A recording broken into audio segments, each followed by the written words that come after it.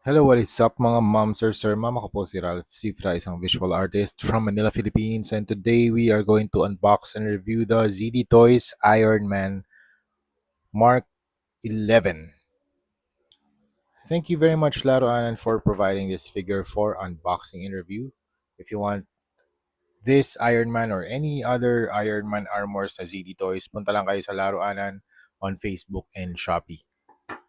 Okay, so this is the box, our ZD Toys logo, shot of the action figure, Arc Reactor, Iron Man 3, 11 na Roman numeral, and the Disney seal or sticker. This product is original and authentic. Hindi siya fake, hindi siya KO, hindi siya bootleg. Tapos sa likod, front and back shot of the action figure, some other poses, and accessories. So if you open the box, ito yung flap ng magnetic. Tapos first tray, nandito yung action figure. Second tray, nandun yung mga accessories. And this is Mark 11 out of the box. Very nice. Ang ganda talaga ng paint job ni, ni ZD Toys. Lalo na dun sa cherry red nila. This one, super cool pa rin talaga pag nakakahawak ako ng ZD Toys na Iron Man. It takes me back to the first armor na nirelease nila, yung Iron Man Mark 3. Actually, gusto ko nga ulit mag-build ng ZD Toys na collection. Grabe ang ganda nun. Tapos punong-puno ng ng Hall of Armor. Yan, punta lang kayo sa laruanan kung gusto niyo pa makita yung iba't iba pang mga Iron Man armors ng ZD Toys. This is not an LED version. Sana maglabas sila ng LED versions ng lahat ng Iron Man armors nila.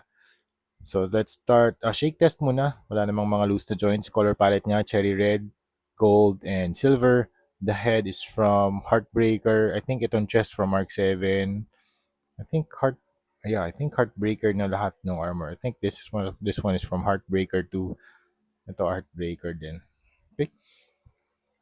The sat gold yung ginamit na paint din dito. You have the silver, very nice head armor. You have the gold face plate na nag-extend yung gold dun sa back of the head. Tapos nandito yung parang silver na segment. And then you can also use the flame effects para iangat yung flaps. Okay? Meron siyang 4 na flame effects na pwede mo ipasok dito sa hands niya para sa repulsor blast effect. And also dalawa rin ito, parang ganyan. Okay? And sige, equip na natin 'to para meron tayong demo.